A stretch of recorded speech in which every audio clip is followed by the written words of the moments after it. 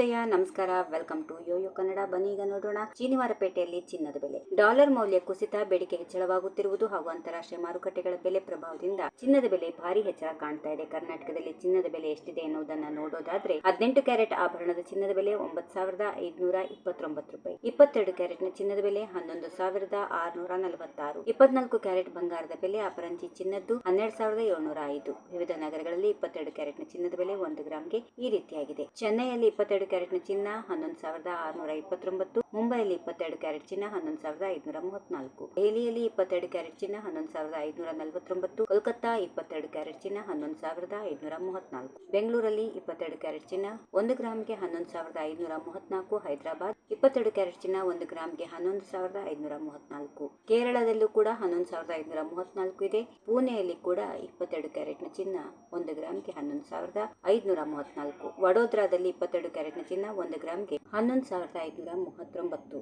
ಅಹಮದಾಬಾದ್ 11,539, 22 ಕ್ಯಾರೆಟ್ನ ಚಿನ್ನ 1 ಗ್ರಾಮ್ಗೆ.